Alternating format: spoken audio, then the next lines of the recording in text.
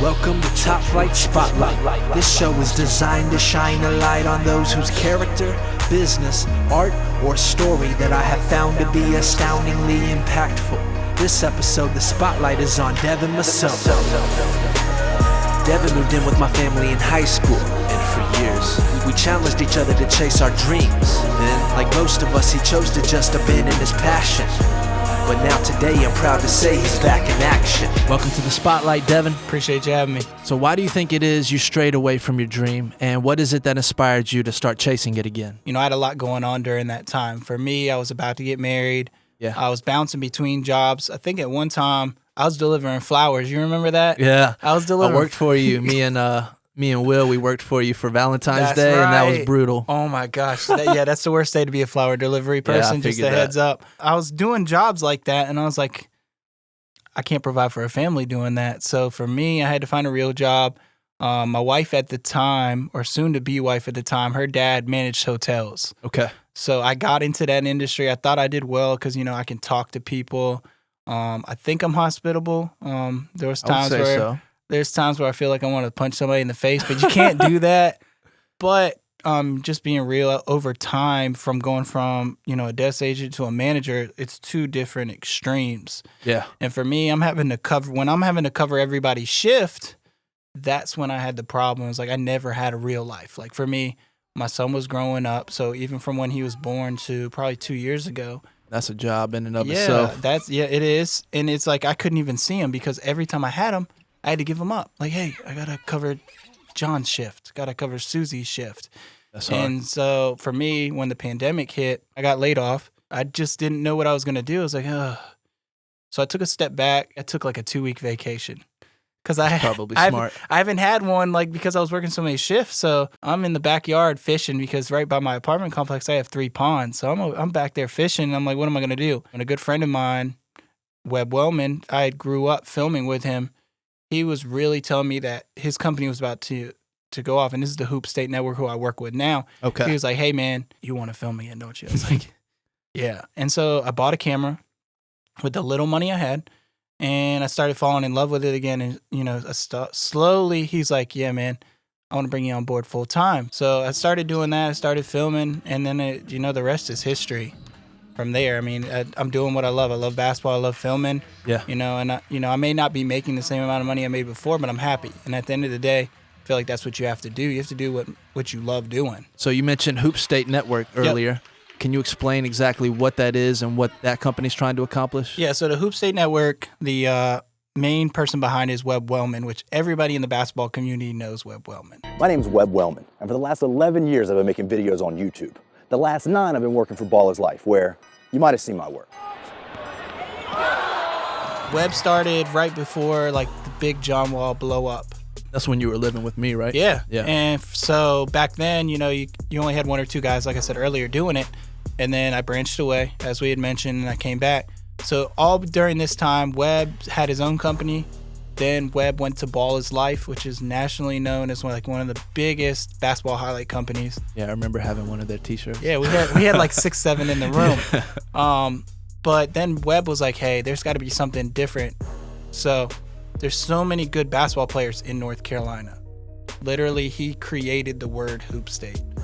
Cool. So what that means is just that out of all the states that there are, North Carolina is the hoop state.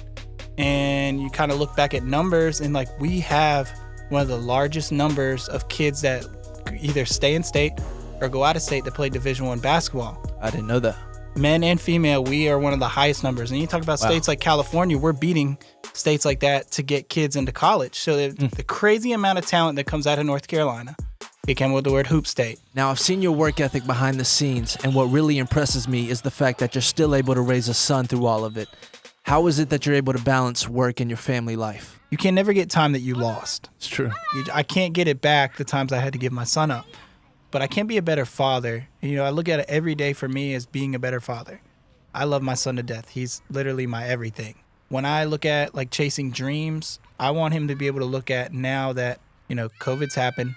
I start a new career, and he can do whatever he wants to do. That's my goal out of this. That's cool. Is for him to look back and be like, reminds me of Pursuit of Happiness. Yeah, and I love that movie. And one thing he said in that movie was, if you have a dream, go get it. Yeah. Period. And he says period real hard because the thing of it is like he was trying to tell his son, don't let anybody say you can't do something, including me. If he's got food on the table, he's got a bed to sleep, and clothes to wear, then we're good. I'm going to make the sacrifices for myself. I may not be eating a steak dinner. I may be eating ramen noodles, but I'm okay with that because I'm chasing my dream. And at the end of the day, I want him to have that same work ethic. I love that. And so for me, like right now, the way I structure things is being a single dad, I don't have him every day. So it's kind of different. Me and my ex-wife, we separate the time that we have with him, and we do fairly well. Usually it's 4 days one week, 3 the next. Okay. So for me, the days that I have him, I really want to make sure that I get that time with him because, like I said, I can't get that time that I lost, but I can take advantage of the time I have now. So I don't book things usually on days I have Liam. And then when I don't have him is when, the grind really starts. That's when you see me, 8 a.m. till maybe 3 a.m. So usually my day, I wake up at 8 just naturally. Naturally, I wake up at 8 o'clock because Liam wakes up around 7 when I have him. So like sleeping into me is 8 a.m. Yeah. We edit till late at night. That's just who editors are because they're such perfectionists that at the end of the day, they're like, I can't go to sleep until I got this done. Yeah. So for me, I find myself going to sleep 2 or 3 in the morning every night. So with days I have Liam, I'll edit when he's at school. He's at preschool for a little bit of time in the morning. Okay. And then at night, he falls asleep around 8 or 9, and I'm like, it's go time. I get headphones on like I'm kind of wearing right now. Keep one ear like this, so I'm like, hey, I can hear him if he's crying in the other room because he woke up. Yeah. And I just work. And I love it because I'm doing what I love. I'm being able to provide for my son. End of the day, I'm getting more time with him too. So it's the dream job right now, really. Well, what's your end game? Where are you trying to take all of this? I don't want to be just known as sports. Yeah. At the end of the day, I want to be able to, people come to me like, hey, I need photography. Okay, family photos, deal. Got it. Wedding, done. Same thing with videos. Like you want, behind the scenes video. What I did, we talked about earlier too, with the dog surgery, a live stream of a dog surgery. Yeah. It's different, but it's like, that's when you're starting to make strides to where you want to go because I'm doing something out of my element. This isn't basketball. This is a dog on a table asleep. Yeah. They're sticking a tube up him, and I'm like, this is awesome.